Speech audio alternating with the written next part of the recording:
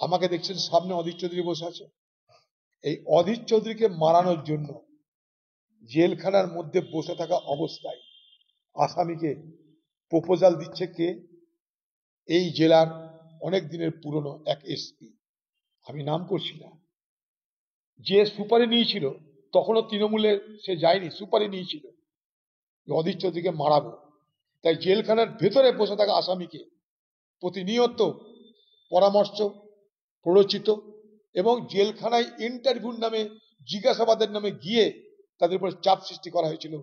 জেলখানা থেকে বার করে দেবো, মেরে আবার ঢুকিয়ে নিব জেলে। জেনে রাখুন আপনারা। অর্থাৎ এই বাংলায় এটা কিন্তু অবাক করার মতো কোনো ঘটনা নয় যে যারা আজকে জেলের মধ্যে বসে হুমকি দিচ্ছে তারা জেল থেকে বেরিয়ে খুন করে আবার জেলে ঢুকে যাবে না, এটা কিন্তু অবাস্তব নয়, অকল্পনীয় নয়। মাথায় রাখবেন বাংলার মানুষ, অধীর চৌধুরী কখনো কাউকে মিথ্যা কথা, বিভ্রান্ত করার কোনো কথা বলে না রাজনীতিতে, আজও বলছি না। আমাকে মারার চেষ্টা হয়েছিল, এত বড় কথা বলে দিলাম। আমি যার দিকে ইঙ্গিত করেছি সেটা বুঝতে কোনো অসুবিধা নেই। এই মুর্শিদাবাদ জেলার প্রাক্তন সুপার, তিনি বলে দিয়েছি। এক, জেলখানার মধ্যে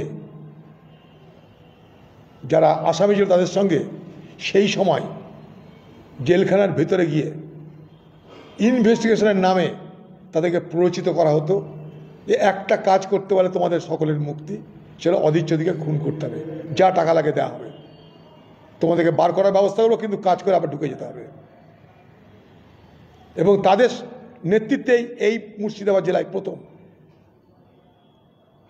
তৃণমূল কংগ্রেস দল ভাঙানোর প্রক্রিয়া শুরু করেছিল এবং যে ধীরে ধীরে তৃণমূল দলের ঘনিষ্ঠ হয়েছে, যে ধীরে ধীরে তৃণমূল দলের নেতা হয়েছে।